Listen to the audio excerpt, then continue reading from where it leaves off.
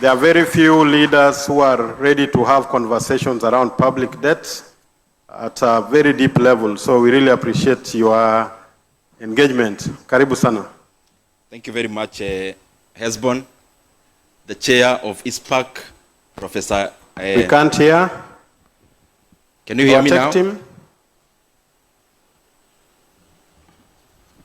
Omolo, can you hear me? I can hear you, Mwakazi, but I'm struggling to hear Mheshimiwa Ndindi. You can proceed.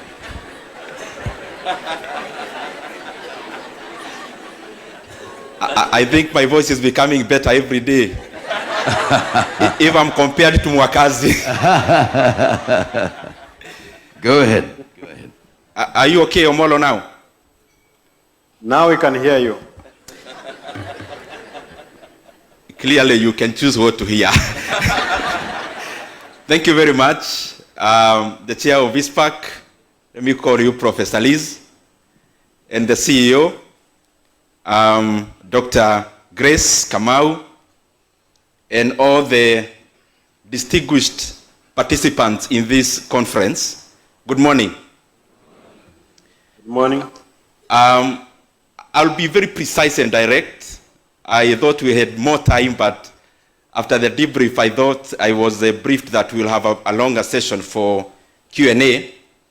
And therefore, I'll just highlight a few things, because I think in this kind of conference, highlighting is just enough. But it's important that I say that from the place I represent, that is Kiharu, because debt, money, budget, everything is about impact. I am very glad to be the MP for Kiharu, where all our public primary schools, all of them are very well done. They look like academies. All our classrooms in our primary schools are tiled, courtesy of NGCDF. It's also important I highlight that in Kiharu we run a program called Kiharu Masomo Bora. Kiharu Masomo Bora takes care of over 12,500 day school learners in all our 61 to 65 day schools. I say so because some are new. And school fees in Kiharu, in all our public day schools, that is secondary schools, we have subsidized, and school fees is only 1,000 per term. And learners in school in Kiharu, they eat in school from Monday to Saturday in all our day schools. And they actually eat chapati every last Friday of the month. I mean, I'm not promising. They have been doing that for the last 1 year. Because I know there are many stories around that. So you can verify it is there, and I'm very, very proud to be having that kind of impact. And the impact is also in figures in terms of a transition, the people joining Kiharu from other places, and I'm very glad. I was chairman of budget, and it's important that I say that in Parliament, there are 3 committees that deal directly with the economy. And forgive me, I'll be talking very fast, because I have very little time. So, budget committee only deals with expenditure, where the money is going. There is actually a committee in Parliament called debt and privatization. And therefore, the issues I talk about debt is not based on where I was. It is based on the issue is very important for the country. There is a substantive committee with the chairman in Parliament dealing with debt. The revenue side also, there is a committee called finance. Finance deals with taxes and where the money is coming from. I thought it's good I make that distinction, because I can see that you need that clarification. Now, going direct to the numbers, I have listened to my brother from the National Treasury. And in this kind of a conference, we don't come here to see who wins the debate. From my perspective, we come here to see how we can lay a good basis for our economy. Any part we can play, whether positive criticism or actually doing it, is welcome. And therefore my presentation will be based on how can we make our country better. And therefore the figures I'll be laying forward are not based on countering what the DG of in the National Treasury talked about. It will just be because if we just let one voice proceed, we may end up believing it to be true. So it is important we give all the divergent views with the hope of finding a good basis for the welfare of our country. And I will start here because I listened to him, so that even as I give my figures, we have the right perspective. He talked about debt in our country. And I'll just highlight one so that we are able also to, when we hear anything coming especially from even government, we have expertise here to actually verify. The economy of Kenya is projected to be around 131 billion US dollars by end of this year. That means it's around 60.9 trillion, thereabout. The debt in Kenya is 12.5 trillion now. So when we talk about debt to GDP ratio, we must never massage the denominator. Because you can just take your calculator now, tell me 12.5 divided by 16.9, whether it is 64% as he presented. It is actually over 70% debt to GDP ratio.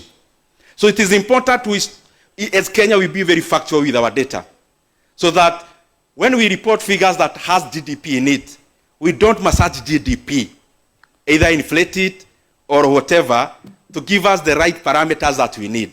Let me go back to my presentation. In 2003, when President Kibaki took over, the debt in Kenya was 600 billion Kenya shillings. 600 billion Kenya shillings when President Kibaki took over. By the time he left, it was around 1.8 trillion Kenya shillings.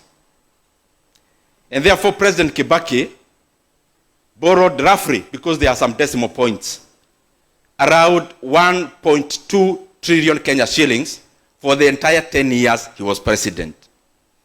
And therefore, he was borrowing around 120 billion every, it's actually 100 billion every year. When President Uhuru Kenyatta took over, the debt was 1.8 trillion. In 2022, the public debt in Kenya was 8.7 trillion Kenya shillings. And therefore, he borrowed around, we can say 7 trillion. So in every year, he was borrowing roughly 700 billion shillings. There is a reason I'm giving these figures. The current administration, when it took over, the debt was 8.7 trillion Kenya shillings. Now, as we talk with you today, the legal debts, because there are others which I'll talk about,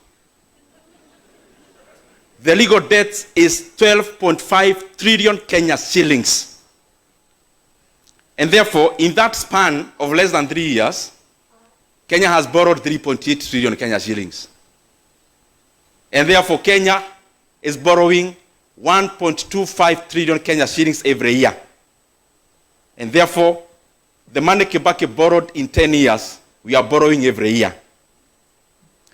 And therefore, every day, we are borrowing 3.5 billion shillings every day. So this conference will be here for a week. So by the time you go back to Nairobi, you can do the calculations. That is the legal debt. Those who follow politics of Africa, you must have followed the politics of Senegal last year, where two gentlemen, that is Diomaye Faye and Osman Sonko, they are currently the president and the prime minister respectively, were actually had been locked in by government then. They campaigned for only 10 days and won, only 10 days, because people were fed up that time. Upon assuming office, please give me some water, Prof. I think this needs cooling off.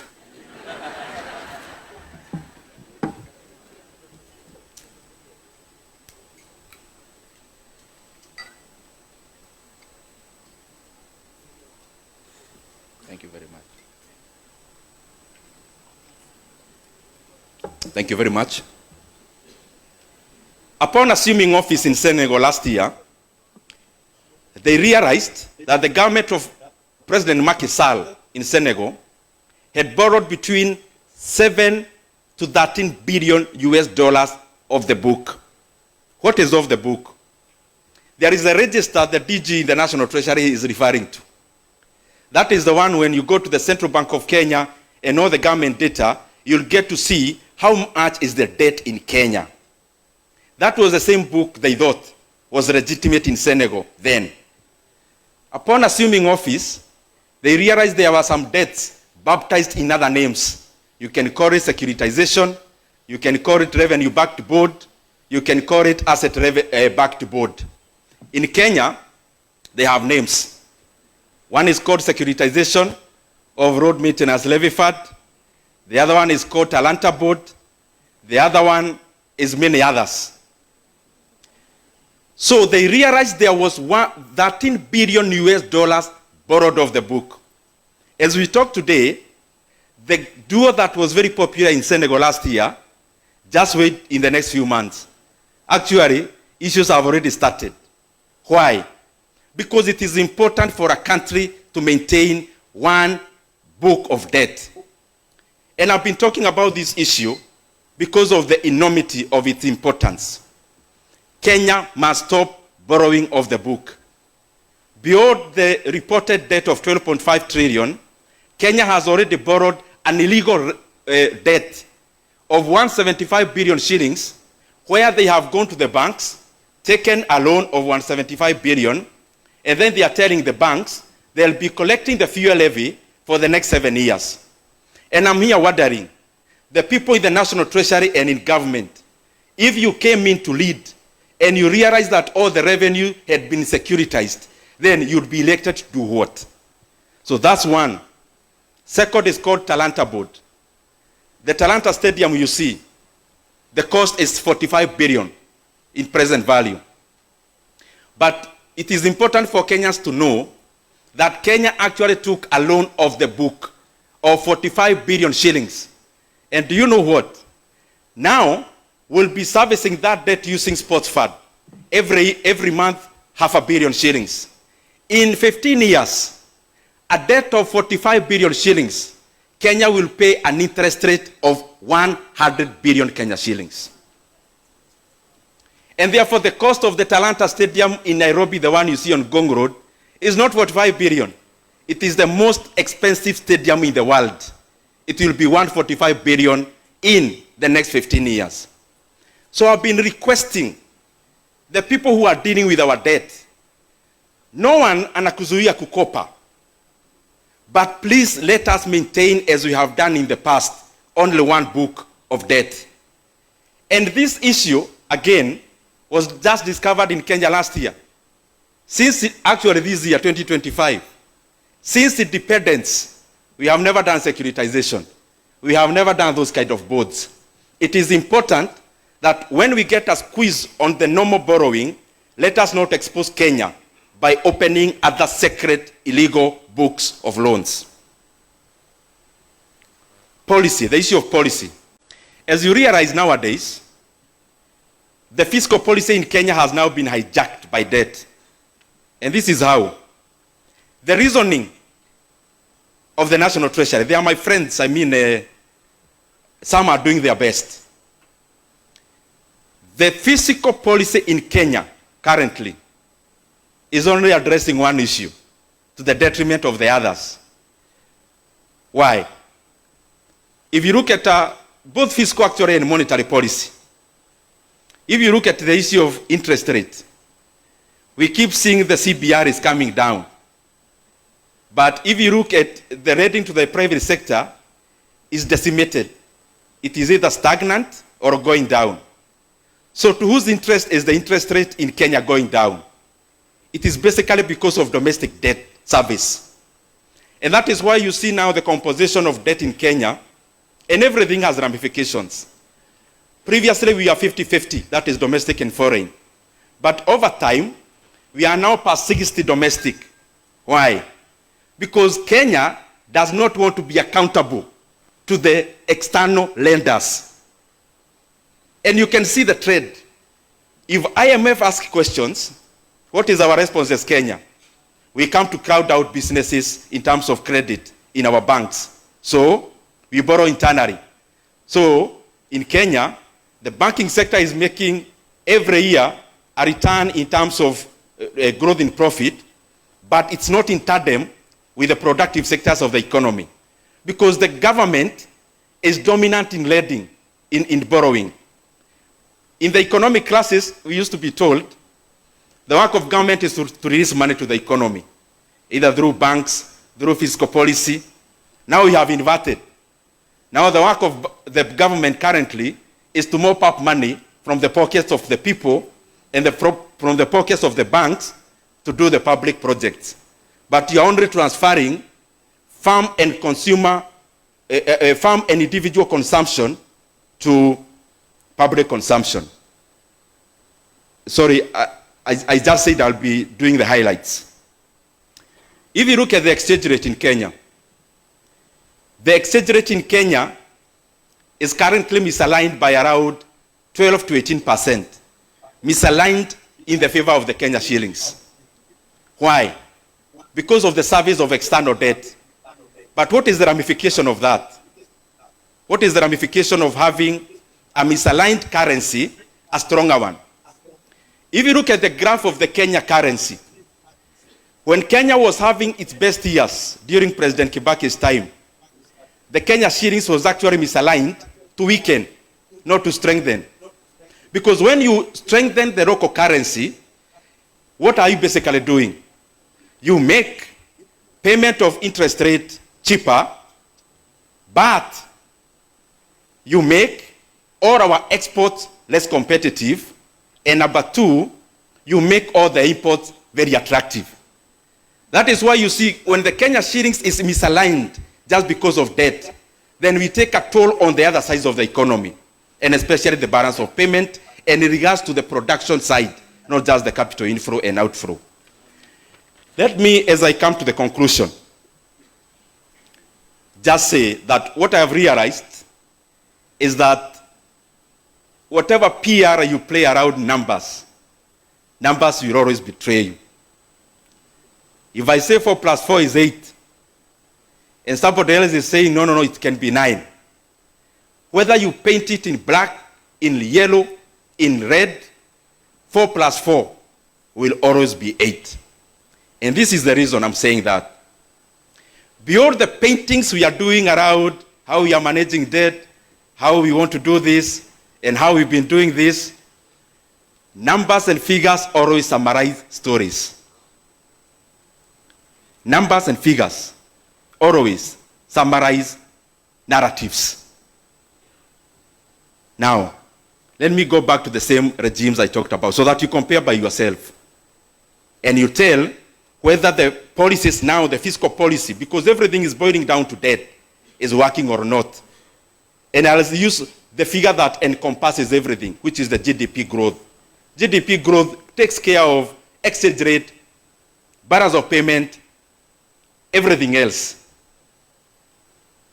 President Mwai Kibaki took over the economy of Kenya when the GDP in Kenya was 19 billion US dollars. By the time he left, I'll actually give 3 years just to accommodate everyone, because currently we are in our 3rd year. 19 billion US dollar was the economy of Kenya when President Kibaki took over in 2002, 2003. In his first 3 years, up to 2005, the GDP of Kenya was 26 billion US dollars. And therefore, the growth in 3 years was 36%, just taking this and use at the base. It was 36%. When President Uhuru took over in 2013, the GDP of Kenya was 61 billion US dollars.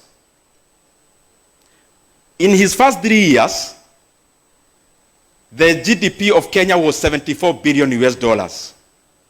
And therefore, the economy of Kenya by then grew by 21% in 3 years. Now, the current administration took over when the GDP of Kenya in almost 2023-2022 was 114 billion US dollars. We are projecting the economy of Kenya to be 131. We are not already there because it's by the end of the year.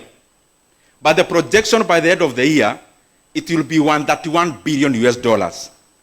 So if you do the math in dollar terms, that is 14.9%.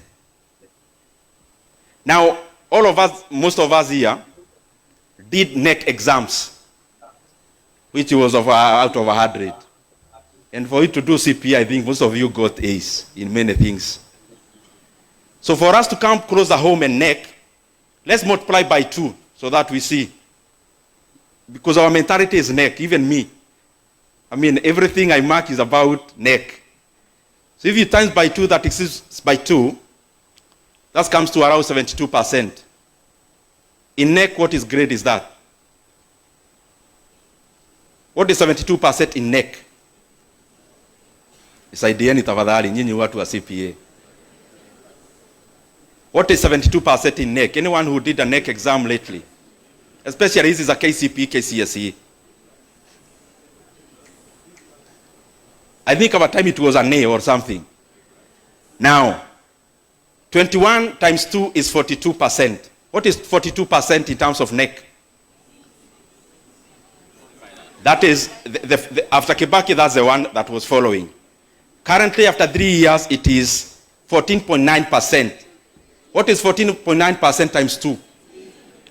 It is what? No, first say the number before you say the grade. 14.9% times 2 is what? 29.8, is it? What grade is it in NEC? What grade? Are those my figures? You can go to KNBS, CBK. I have used government data. Let me also come back home as I finish. Regionally. And these things I'm saying them because we need to be frank about our country so that we know where do we get from where we are. In the year 2024,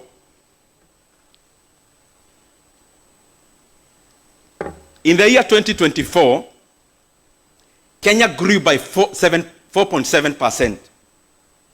I have tried to take many sources and average them. World Bank, UNDP, Kenyan figures, and average them. So the Kenyan GDP grew by 4.7% last year.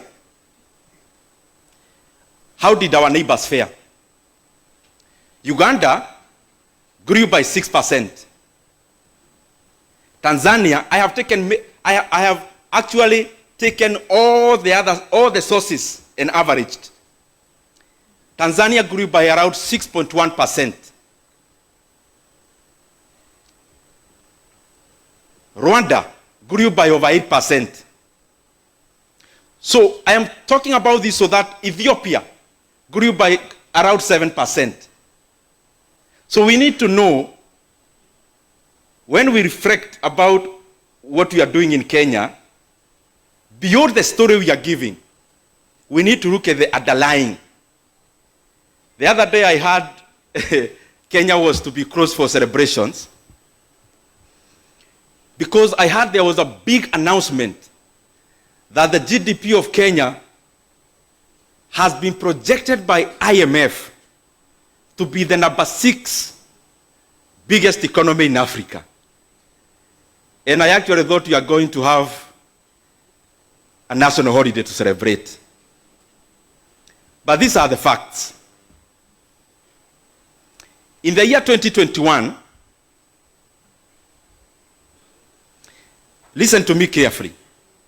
In the year 2021, the GDP of Kenya was 109.88 billion US dollars. I'll give in dollar terms because even that celebration was in dollar terms. Kenya, listen carefully. In 2021, Kenya was the number 6th largest economy in Africa. In 2022, the GDP of Kenya was 114 billion US dollars. In 2022, during election year, Kenya was the number 6th largest economy in Africa. In 2023, we already had a new government by then. Out of the mismanagement of the currency, in dollar terms, the economy of Kenya went to 109 billion US dollars in 2023. That is the point where Kenya became number 7 after being overtaken by Ethiopia.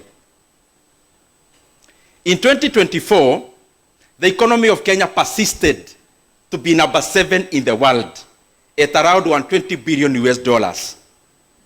So this year, we are now coming to number 6 again. You know, a guy who can come, demolish your permanent house in a village, demolish deliberately. After demolishing because he has money, then calls a village to join for Harambee, and he volunteers to build your house. But instead of building the Mawe house you had, the permanent one, he builds you a Mabati house, and he wants the whole village to hail them as a very benevolent leader. Because Kenya was number 6 largest economy in 2021, in 2022, so returning it to where it was, is that a cause of celebration? Thank you, thank you. Thank you very much. Can I get a minute? Omolo? Yes, yes. Yes. And that is the reason why Omolo, most of the projects in Kenya, I mean, just try to have your mind go across the country. Look at any project you can identify. I've talked about debt in Kenya. We are borrowing 3.5 billion every day. I've talked about the illegal debts in securitization, Talanta Board, and the rest. They actually are in the plan of securitizing your housing levy for the next 10 years. So they want to take a loan, and the security will be your housing levy. So the government that will come will realize the housing levy was already collected for the next 10 years. But that's not the point I had. The point is this. Of all the projects you know happening in Kenya now, starting with one that we are celebrating, Rironi Mau Summit, it's not part of the debt. It's also not part of the illegal debt. It is another issue. It is your pension money through NSSF that is building that road. So it is not the borrowed money I talked about. It is also not the illegal boats. It is also not the securitization. It's also not your taxes. Talk about a project like Nyota. You must have heard every government official talked about Nyota. It's also not Kenyan money. It's World Bank money. The expansion of Pangani, Muthaiga, Kiambu, Duberi Road is also not your taxes. That is Chinese money. The smart city project happening in Nairobi is also not part of your taxes. That is South Korean money. Any project you may talk about, even Talanta Stadium, is also not part of the debt I talked about, is also not part of your taxes. That is an illegal debt. So the question I have, and the DG I'm sure is listening, where are you taking the money you are borrowing? And where is then the taxes going? Because you'll tell us about budget support. Which budget support? Lecturers are striking for 42 days because of 7 billion. JSS interns, we are still debating about their confirmation. Capitation, the government now wants to reduce school fees for the scholars, capitation for the scholars, and the parents in Kenya will be paying over 20,000 shillings for day school from January, according to the circular that was sent by government this term. We have seen a decline in forex reserves in commercial banks, and then an increase in forex reserves in government. And therefore, more of it is not an increase. It is a shift from commercial banks to actually private, public. Secondly, the issue of misalignment on Rafael of exchange rate. You say there is no misalignment. Misalignment meaning between what you get in the bank when you go to exchange and also what should be. in terms of the other parameters. You say there is no misalignment, but you go ahead to say that Kenya shillings should be trading at 110. So I don't know what that is, because that is also a misalignment. The second question, I had many, but I'll be very brief. My brother who said about the previous position I held as the chairman of budget. And I started by saying that Kenya, in terms of parliament, has 3 committees that deals with the economy directly. So I was dealing with expenditure, another committee with debt, and another committee on finance with taxes and such. If you look at all our reports as budget committee then, all of them without exception, we talked about unsustainability of debt. So that was there, and it's there in the record. But number 2, I want to, because let's be candid as Kenyans. I mean, to Odoe PR. We talked about the regime of President Kibaki. We talked about the regime of Uhuru Kenyatta. We are now talking about this regime. So I want to request my brother to tell me, who was chairman of budget during President Kibaki's time? And why do they not get compliments for the work he did? Let us assign responsibility where it is due. And let us be honest. The committees in parliament, and especially when the committees on the government side, departmental committees, budget committee, what you do is to propagate the agenda of the collective responsibility. But we have to know where the buck stops. And that is why when we analyze South Korea, we analyze the then President General Park. So I think that suffices for now. But let me just add, at the time when I served as the chairman of budget, because my issue about borrowing is more about the illegal debts. None. There was no single illegal loan, secret loan taken in Kenya. And I actually attended one meeting with the people in the National Treasury. I don't know whether Rafael was there. And we actually declined and refused the issue of securitization. Even the current PS of the National Treasury was not for securitization, was not for those illegal loans. And therefore, again, you cannot rub the records through a rubber. You can go to the websites. There was no securitization when I was budget chair. There was no illegal boats. Every borrowing was in the main book of government. Samuel, about Kiharu and achievements. What we do majorly in Kiharu is that community projects are done in what we call labor-based. And therefore, we end up having no one taking profits. So the entire utility of the money goes to the project. And that is why we achieve so much with so little. CPA Vincent, thank you very much for the compliments on borrowing, whether it is safe in terms of T-bills and bonds. I just request, because there is no time, go and read about Ghana and haircuts. When Ghana reached where Kenya is going, the people who had lent to government were called in a round session. They were told, guys, we are in this situation. We know we owe you. We know I owe you 1 million shillings. But from today, I owe you 700,000. It is a sovereign saying, so you do what you need to do. Read about Ghana, including pensions were cut. So when we reach a point where the government cannot service, the end result is to call leaders in a round table and basically say, we cannot.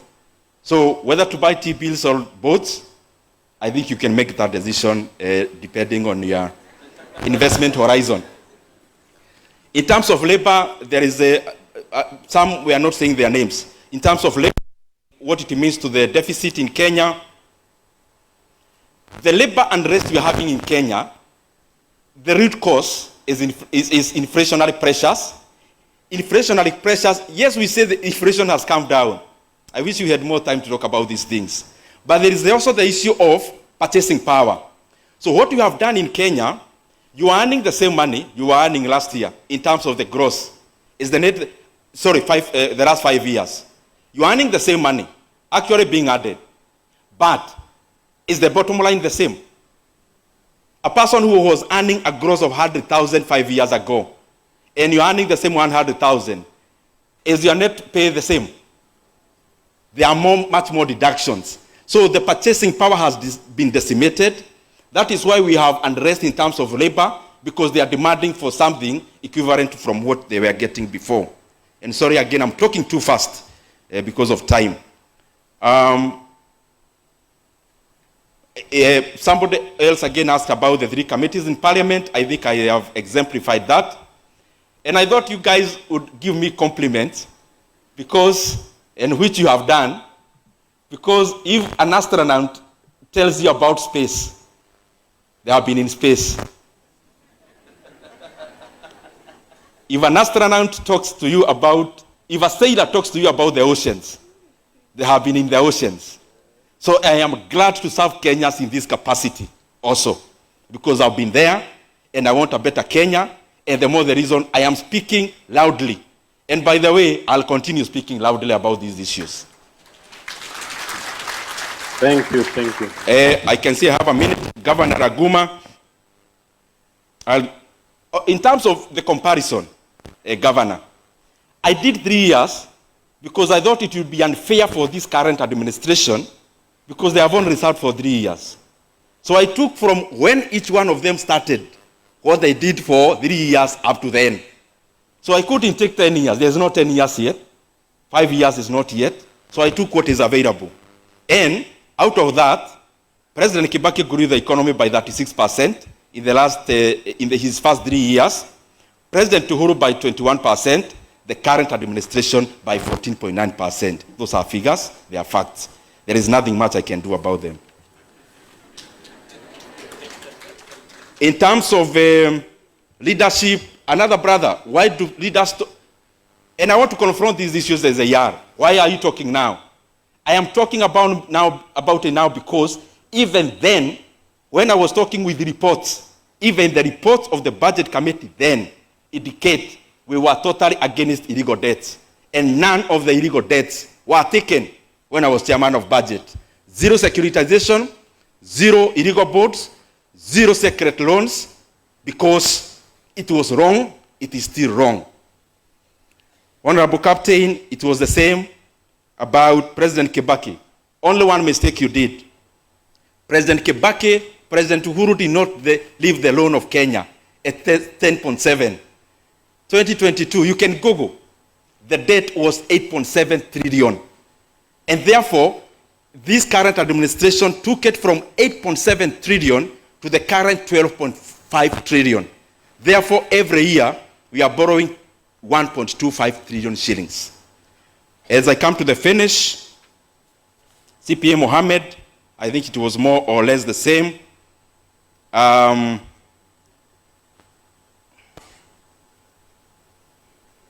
Capitation.